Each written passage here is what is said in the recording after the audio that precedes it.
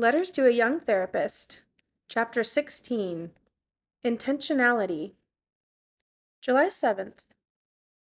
Dear Laura, it was fun to run into you at Farmer's Market last week. Did you like the music from Chile? Did you purchase that braided rug? Did you buy fresh cherries or apricots? We have so many choices at the market, all of them good. I wish we had more time to discuss the family you saw last week. I awoke remembering your line, they are making all the wrong choices. Years ago, I had a similar case. Justin and Annie were court-ordered into therapy after they were arrested in a bar on the outskirts of town. They had left their toddler and their 3-year-old outside in their pickup while they partied. Partying is my least favorite verb. It covers a multitude of stupidities and glosses over consequences. It's a word that, to quote my grandmother Glessie, paints a shit pile purple. Anyway, someone saw the kids sleeping in the back seat and called the police. Annie and Justin were charged with child neglect, and the kids were placed in temporary foster care. The couple was referred to me for alcohol evaluations and counseling. Justin slouched in, wearing a torn Aerosmith t-shirt, black jeans, and engineer boots. Annie had spiky tomato red hair, a nose ring, and freckles. She wore boots and jeans with a halter top that would have been sexy if she hadn't weighed 100 pounds. Her first words to me were, "You look like my mom." I was surprised how much I liked this couple. Justin had a shy, sweet manner and was eager to please. He hadn't had a drink since the night they lost the children. He swore he only drank as much as his friends, but he admitted, "That don't matter now. I want the kids back." Annie claimed she didn't even like the taste of alcohol and that night had only sipped on a margarita. She protested weakly that she'd checked on the children every half hour that night. She and Justin couldn't afford a babysitter and almost never went out. Just this one time to celebrate Justin's birthday, they thought it would be okay. But she choked up, "I can't sleep without my babies." Justin worked at a place that manufactured fertilizer tanks, and Annie cashiered at a convenience shop. They had different shifts so they could save money on daycare. However, that meant they were always exhausted and rarely together. The baby had been born prematurely, and they owed the hospital over $3,000 for their copay. But Justin had purchased an all-terrain vehicle and a deer rifle. He bought Annie her leather boots and designer jeans. They had a satellite dish and surround sound TV, but not enough money for the baby's formula. Justin and Annie had been educated by advertisers. Happiness meant owning the right stuff: big screen TVs, cell phones, DVDs, and shopping channel jewelry. They had been educated to consume brand-name sugar, caffeine, tobacco, and booze. Glitzy casinos lured them in. Credit card companies led them down a primrose path toward bankruptcy. Fortunate children have parents who help them sort through the avalanche of choices. But Justin's dad was an alcoholic, in and out of jail, and his mother had abandoned him to a series of foster homes. He recalled carrying an empty lunchbox to school every day and slipping off alone to pretend to eat lunch. Afternoons, he worried that other kids would hear his stomach growl. Annie never knew her father, and her mom worked 2 jobs. Neither of them had ever experienced family dinners or vacations. Justin and Annie loved their kids, but they were just kids themselves, with little sense of how the world worked. At the end of our first session, I asked if they wanted to return. They both nodded solemnly. I gave them a phone number for a parent training course and said, "Next time, bring your bank statement, and we'll work on budgeting your money. You may have to sell some things to get your bills squared away." Justin looked a little blue about budgeting, but he said politely, "Doc, you're calling the shots." You won't be shocked to hear that Justin and Annie never joined Audubon or the PTA, but they did get their kids back and their finances under control. They cut up their credit cards, always a step in the right direction.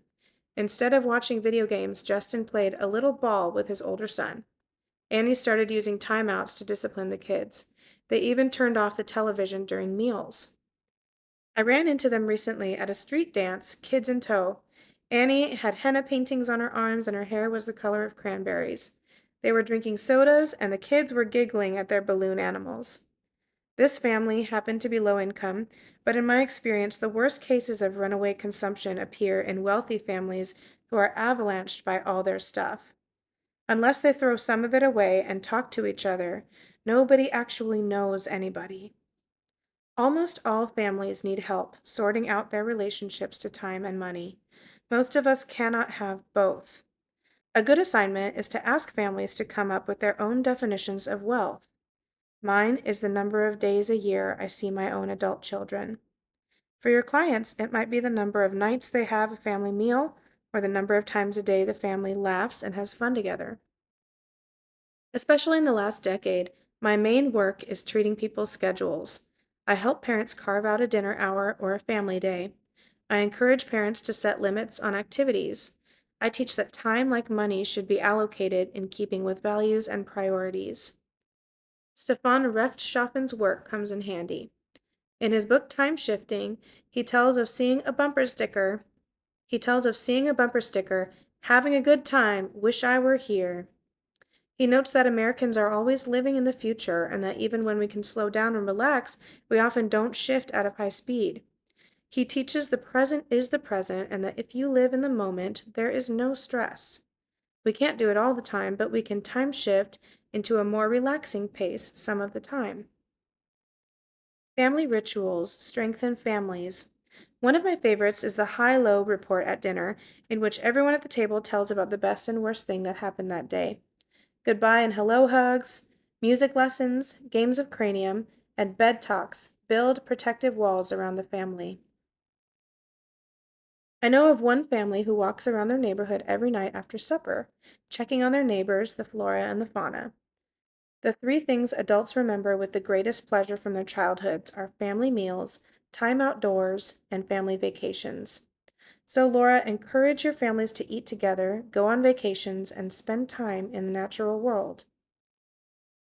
Good parents are antidotes to advertising.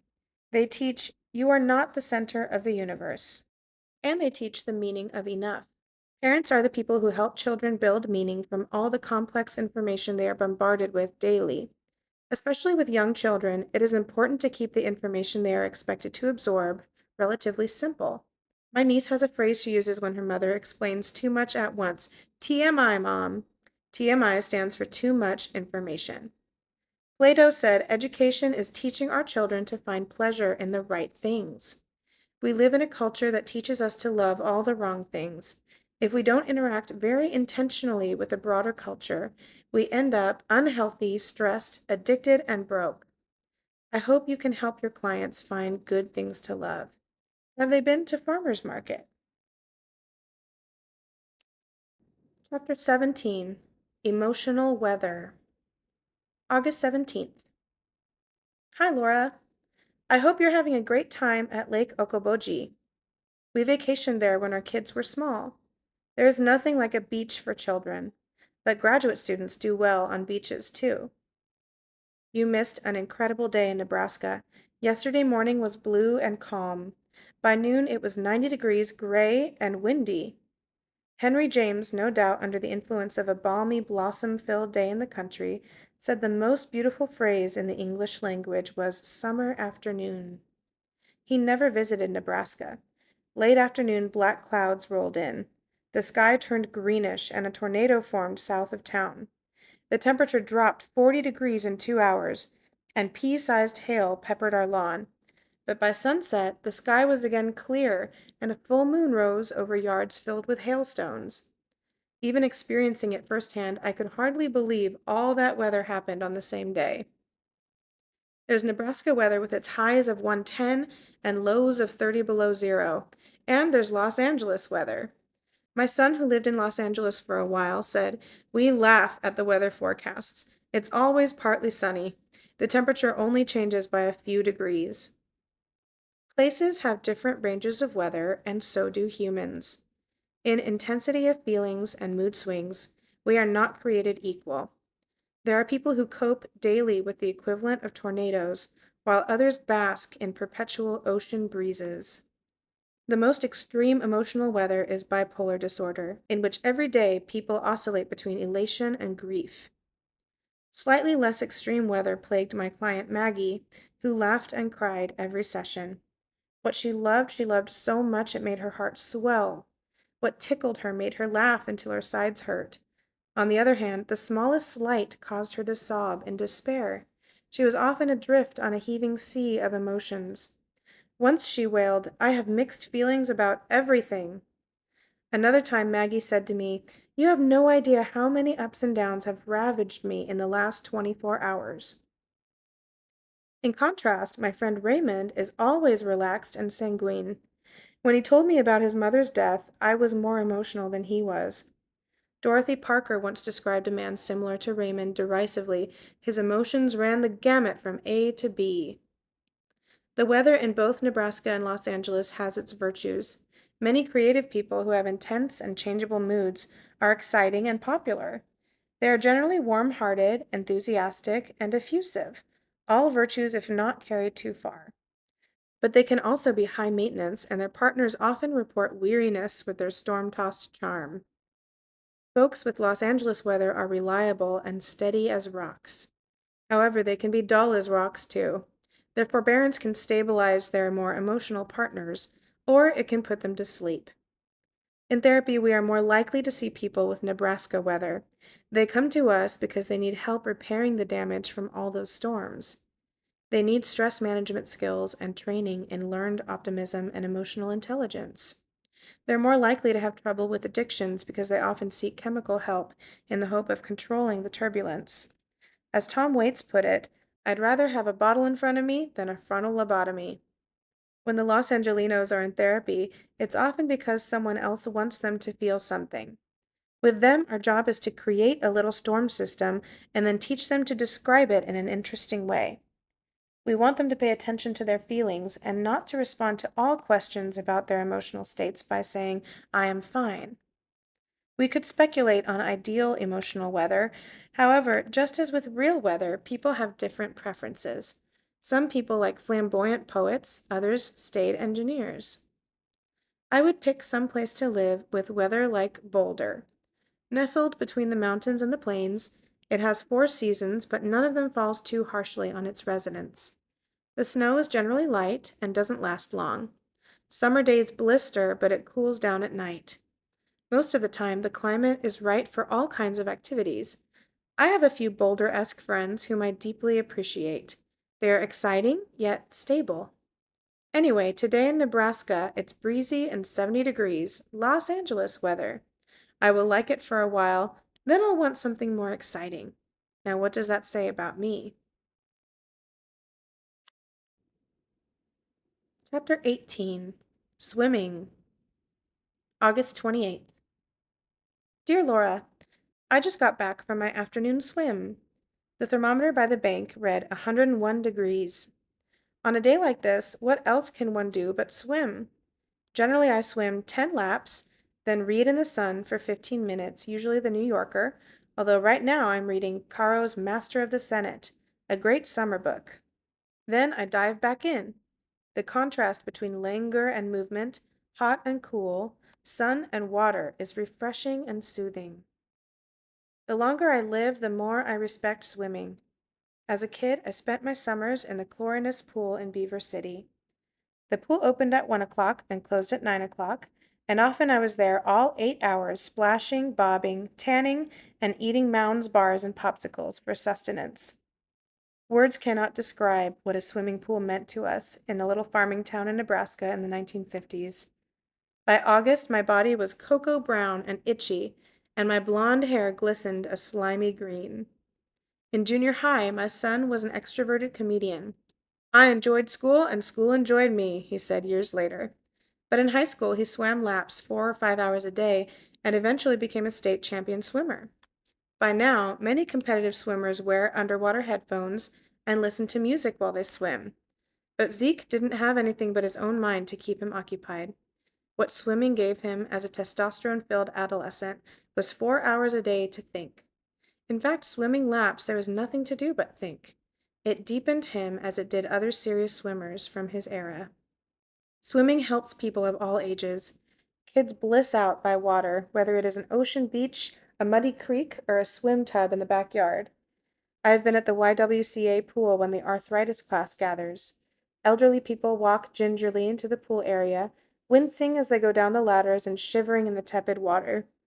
But after an hour of water aerobics, they are talking and joking.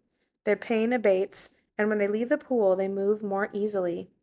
Swimming relaxes, massages, and awakens punished bodies. It is therapy for anxious and depressed people, and people with health problems and chronic pain. When I wrote the book on refugees, I befriended many traumatized people. Often I gave them swim passes. Many reported that swimming was the best thing in their lives. The rush of endorphins and the sensual, soothing nature of swimming helped them heal. I took up swimming after a physical therapist told me my stress-induced back pain would disappear if I swam. She was right. By now, I'm totally hooked. I love the wake up of the splash, the caress of the water, and the way my muscles warm as I proceed. And as I do these good physical things, I give myself underwater therapy.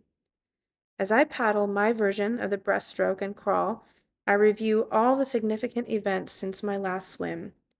I revisit tense interactions and re-examine the way I solved thorny problems. I re-enjoy the happiest events. I rehearse my lines for upcoming difficult conversations. When I emerge from the water, I am healthier mentally and physically. I feel the way a person might feel after jogging, meditating, and then receiving a great massage. Of course, swimming isn't for everybody. Other people quilt or play tennis or golf.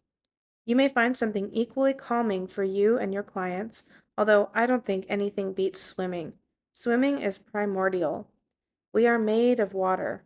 Once long ago, we lived in water, and with swimming we return to water.